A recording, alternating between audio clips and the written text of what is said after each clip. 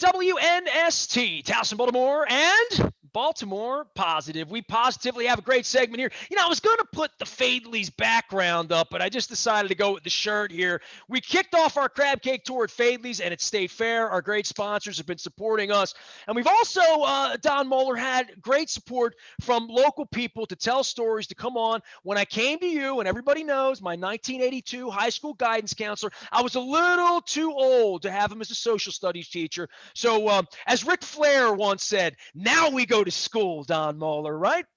We do go to school, and we are delighted to be joined again by a Baltimore Positive regular, one of my favorite elected officials, and I think, without any hyperbole at all, one of the finest senators in the United States Congress, Senator Chris Van Hollen. Senator, welcome back to Baltimore Positive. Don, it's great to be back with you and Nestor and the whole team. All right, well, listen, I did the math on this. We started the show a couple years ago. Man, we got together. We had a little coffee. We hung out at State Fair. The world had problems. That was in May 27th. So, excuse me, August 19th of 19, 2 years ago. The last time we had you on was in November. Boy, the world has changed a whole lot. And I guess, January 6th has become a September 11th kind of thing that we talk about as a date.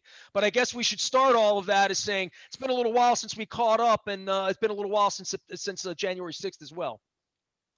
Well, that's exactly right. Look, there's been a lot of good news, but also a lot of scary developments in our country. The good news is that with the newly elected president, Joe Biden, we were able to pass the American Rescue Plan in the Senate and the House. That is really helping to bring this pandemic to an end in the United States.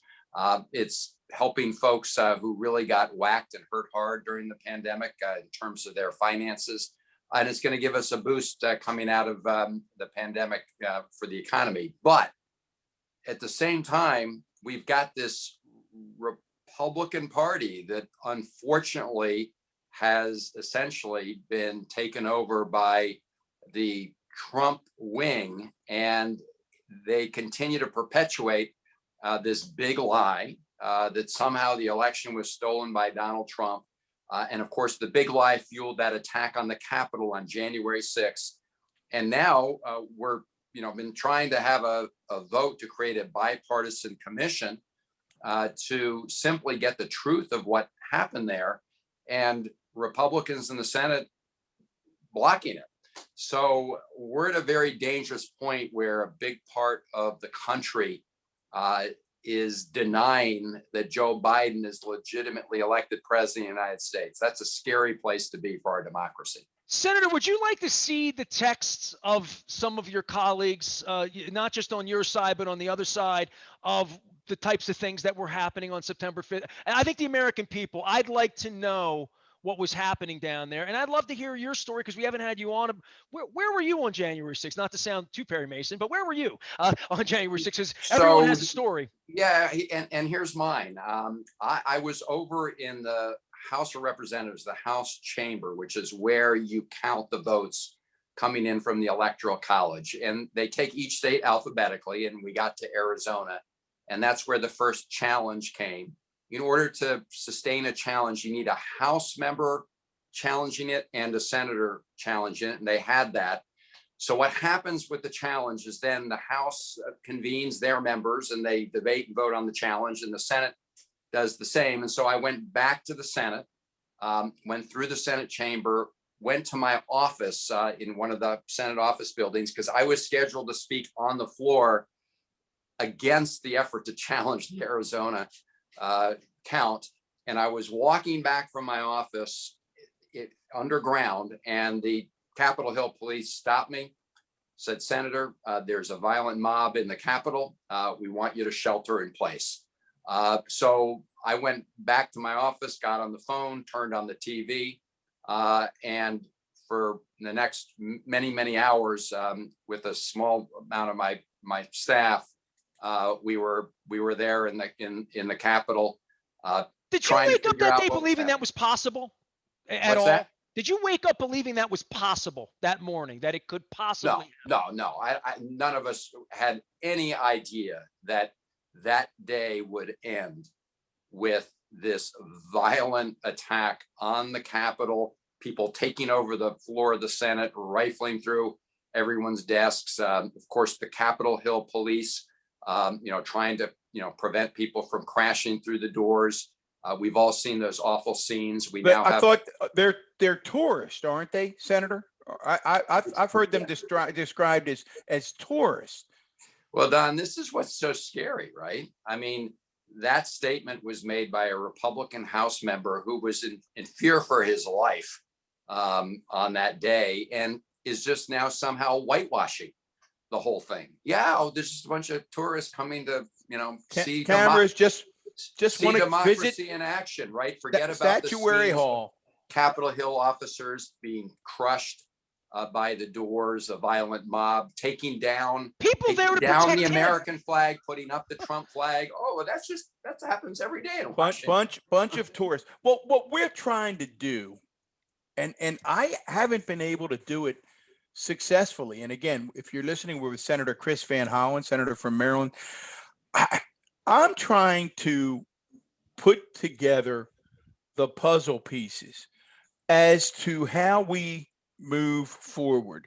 And this is where you almost have to be my Dr. Phil, because you've done this before. Back in 2008, when you were in the House, you were in charge of going across the country, helping Democrats win election. And you were successful. You had a lot of success in that role. So obviously, whatever message you were sharing at that time resonated. What I'm struggling with, Senator, is what message can possibly resonate with 60% of a political party that continues to buy into the big lie from the former celebrity president? I mean, I'm sure you all are caucusing. How do you try to dig through this and break through this? Give us some hope. Well, two things, Don.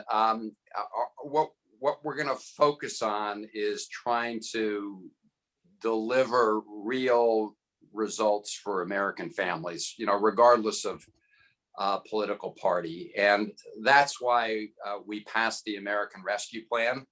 We prefer to have, Republican senators join us, but you can't wait for the slowest member of the Senate. And so we decided the more important thing to do was get it done. And we did. And we did it with just Democratic votes. We're now working on the American Jobs Plan and hope to deliver real results for the people. I mean, look, I think everybody knows that we're getting failing grades when it comes to our infrastructure. And then we want to, make permanent changes that we've made, like cutting child poverty in half. So all of that we're going to be focused on it in turn, because we want people to be able to feel the difference. Not if people hear a lot of speeches coming out of Washington. I think my view is let's just do things that actually improve people's lives, because when it comes to the talk, as you know, we're in two separate universes right now. Without a doubt. Right. So it's hard to break through when somebody is only watching, Fox News or even farther right channels now, or only tuning in to certain kinds of messages. I do it, my wife's blood pressure goes up, but I make a practice of listening to, all sides. And it is totally different stories. I mean, you are living in two different countries when it comes to what people are hearing. So that just makes it even harder to break through. I'm going to try to, in Maryland, actually get out and about now that we're getting out of this pandemic and going to talking to people in all parts of the state with all different views. You having crab cakes too? Go crab cakes. All right. He's in for the crab cake. I'm all in. I'm just going for the crab cakes. Well, you make all the social change.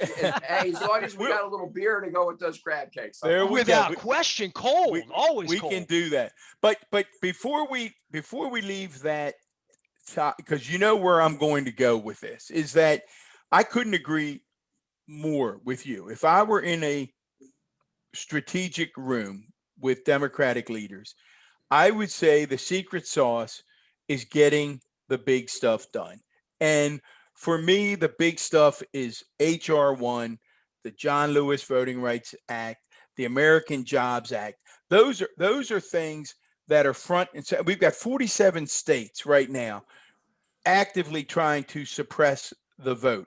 47 states. So my question, and I don't want you to I'm not asking you to trash your friends Joe Manchin and Kristen Sinema, but how does government not grind to a halt, Senator, unless we get rid of the filibuster? And I realize we can't get rid of it because those two Democratic senators don't want to get rid of it. So I guess my question is, how does government not grind to a halt? Well, Don, look, I agree. We have to eliminate the filibuster. You know, the founders, when they wrote the Constitution, they have lots of checks and balances in the Constitution. They didn't think they needed another one called the filibuster. They didn't write that thing in. It's an invention of the Senate, and it is now bringing our country to gridlock in so many areas. So in my view, the greater risk to our country right now is the inability to move forward on lots of these issues. As you point out, look, the House has passed legislation to help protect our democracy. HR 1, for those listening who are not familiar with it yet, it just establishes minimal federal standards that guarantee access to the ballot box, and it gets rid of secret money in politics, right? Corporations can now spend as much money as they want after the terrible Supreme Court decision in Citizens United. At the very least, the public should know who they are. So that is a bill to protect our democracy. They've also passed, common sense gun safety legislation. They've passed a number of other really important measures. To your point, I think that what we hope is that pressure will build on all our members as they see that Mitch McConnell and the Republicans will stop at nothing to prevent the Obama agenda, the Biden agenda from going forward. And after all, McConnell kind of gave it all up when he said he's going to spend 100%. I mean, not even just 99%. McConnell, 100% focused on stopping the Biden agenda. You can't get a clearer message than that obstruction is in their DNA. So I think, Don, you see the blocking of the commission, the January 6th commission. I hope all my colleagues will step back and say, whoa, they blocked a 9/11 type commission for January 6th. We have to protect our democracy. So there we are now. I do want to emphasize to people listening that for things like the American Jobs Plan, American Families Plan, these major investments, we can move forward through this procedure. It's an exception to the filibuster rule for budget related stuff. And you can do that with 51 votes. We still would need every Democratic senator to do it. We did get every Democratic senator for the American Rescue Plan. So that is a separate track for those things that are very focused on pocketbook issues, which are very important. Help us understand, Senator. I mean, you've been down there a long time. Joe Manchin's been down there a long time. You and he can walk into each other's states, right? You can walk a good brisk walk of 10 minutes and you're in his state and he's in your state. Describe for our listeners what Joe Manchin is trying to. I equate it to, I feel a bit like Charlie Brown and Lucy with the football. We keep waiting for Republicans, and I get that Senator Manchin would like this world where Republicans sat down with you guys and you hammered out a nice compromise on the American Jobs Act and HR 1 and others. But as you said, when McConnell if I'm playing poker and he's just showed his hand that my goal was to fight everything, what is Senator Manchin trying to accomplish now? I'm sure you've had discussions with him. Well, look, I really don't want to speak for my colleague, Joe Manchin, but like President Biden, like all of us, he would prefer if we could get some of these big things done in a bipartisan way. The question is, when do you make the decision that that's not happening, and when are you prepared to do what are you prepared to do about it? And in my view, that McConnell has sort of given up the store. I think we know enough now to see that, Mitch McConnell is not going to cooperate in any meaningful way on these big issues. He's certainly not going to cooperate on things like the For the People Act, HR 1 S1. He has been blocking efforts to allow us all to know who's spending this money for years now. He doesn't like transparency. He doesn't like the accountability. I know this for a fact because I authored the Disclose Act in the House, and we passed it in 2010. In the United States Senate, it was blocked. And this gets to your point about the filibuster, Don. In 2010, 59 out of 100 senators, 59 out of 100 voted to end secret money in politics. But for the fact that Ted Kennedy died and Scott Brown took his place, we didn't get the 60 to break the filibuster. But a majority was in favor of it then, just like they are now. And it shows that the filibuster is just a device that's used to block things that are overwhelmingly popular in the country. So when will, my colleagues, I think we continue to say to our colleagues, just look at what Mitch McConnell's doing. And isn't it more important to protect our democracy? And this is an ongoing conversation. We have a back and forth, and we'll see how it goes. I do think momentum is growing to get these things done. Senator Chris Van Hollen is our guest on Baltimore Positive. All of our Wise conversations brought to you by our friends at Wise Markets. We'll be out having some signature crab cakes with them on the summer Maryland trial. We'll not be going into West Virginia for any crab cake or anything else.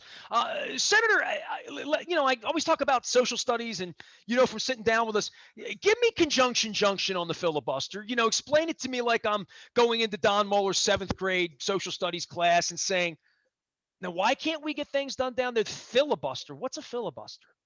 Yeah, good question. I do think we need to go back to basics here. So in the United States Senate, in order to pass any bill, at the end of the day, for the passage of the bill, you have a majority vote, 51 out of 100 votes. That's democracy. Majority wins.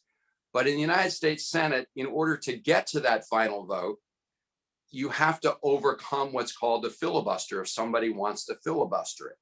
And what that does is give a minority of the Senate, in this case, 40 out of 100 senators, if they come together, they can block any vote on any measure.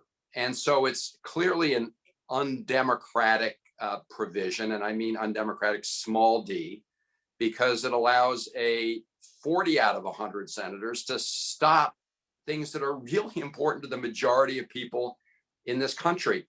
And it's not in the Constitution. It was an invention by the Senate. It's been used primarily in recent decades by Southern senators, including Southern Democrats back in the day, to block important civil rights legislation like voting rights legislation. So it's really terrible to see it again being used to block HR 1, which is designed to create these national standards to protect the right to vote. As you and Donna pointed out, state legislatures right now are passing measures to make it harder for people to vote. And they're designing these barriers to block voters of color and younger voters who traditionally support Democrats. So the filibuster needs to go. We should have a majority vote. That doesn't mean you can't have a process, Nestor, where people get to debate in the Senate for a very long time. Pick a week, pick 2 weeks, make people come to the Senate floor. But at the end of that debate, we should have 51 senators should be able to pass something important to the American people. 40 senators should not be able to block it. Amen. Amen. Amen. And with that, Senator, here's the other question. Now, you indicated, and again, we look forward to catching up with you when you're out there on the road. You're going to go around the state. I'm going to assume that in 2022, you'll be one of the Democratic senators trying to hold the Senate for the Democrats. And we look forward to being able to pull the Van Hollen lever once again.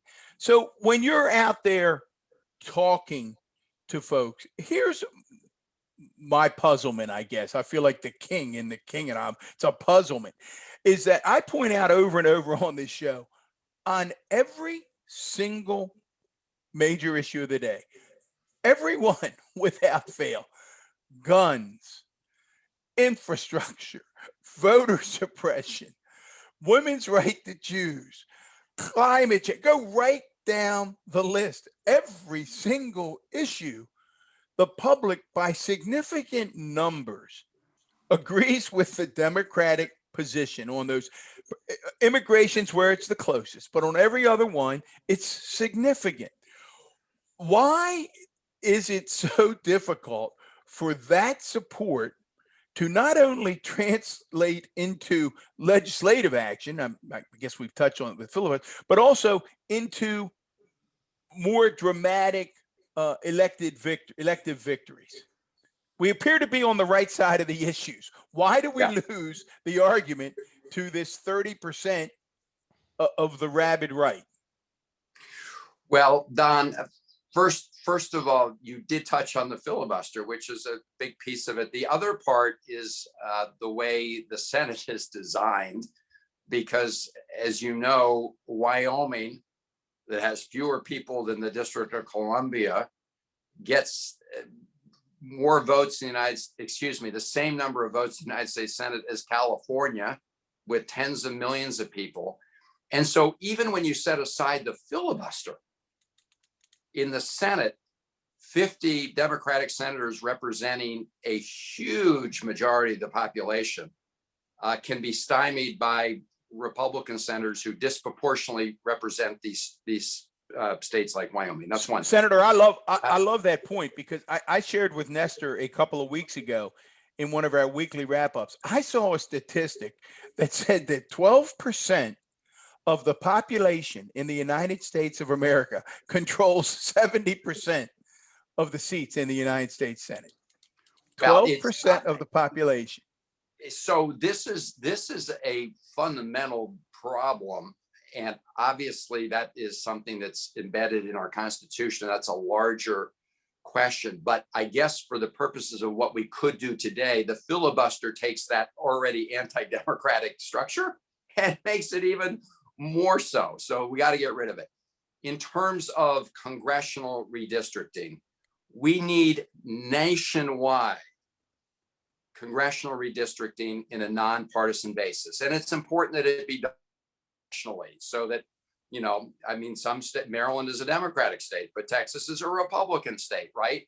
And so everybody's got to be all in on the nonpartisan line drawing. And by the way, S1 does that. It says in every state, you should have a nonpartisan process for drawing congressional districts. Again, voters should be choosing their representatives. Representatives shouldn't be choosing their voters. And so that's part of it. But, and so Don, these structural issues are really fundamental, because they are skewing our democracy away from majority vote, which is the idea behind democracy, to allowing a much smaller percentage of the population to control the outcome and block these important measures. Until as we work to fix those, we just need to get out and about everywhere, because as you're pointing out, when it comes to these issues, if you actually, poll the American people, it's overwhelmingly supporting the Democrats. I mean, you mentioned gun safety, right? The House has passed a bill. It's called H.R. 8. It's just universal background checks. Maryland already has this as a matter of state law, but Maryland is not an island, right? We're surrounded by states that don't have those safety features. So we need to do this nationally. 90% of the American people support this. A majority of members of the NRA, when they're polled, support the idea that we shouldn't allow guns to fall in the hands of dangerous people who put themselves and the community at risk. But Republicans in the Senate, they are beholden to a very narrow group of people, including the NRA and the gun industry. Common sense. Last thing before we let you go, we're doing Maryland, we're doing crab cakes. We'll try to see you out on the road. You said we're a blue state. We've been arguing this blue. How do we keep electing red governors? And I guess this is going to be part of the trail over the next 18 months, right? Well, that's a very good point. We've been a blue state when it comes to national elections, presidential elections, but you're absolutely right. Right now, we have a two-term Republican governor. The good news from my perspective is that we have a state legislature that can then overrule a lot of the governor's vetoes. The governor vetoed, for example, a very important bill for our kids' education based on the Kirwan Commission recommendations, and there's a long list there.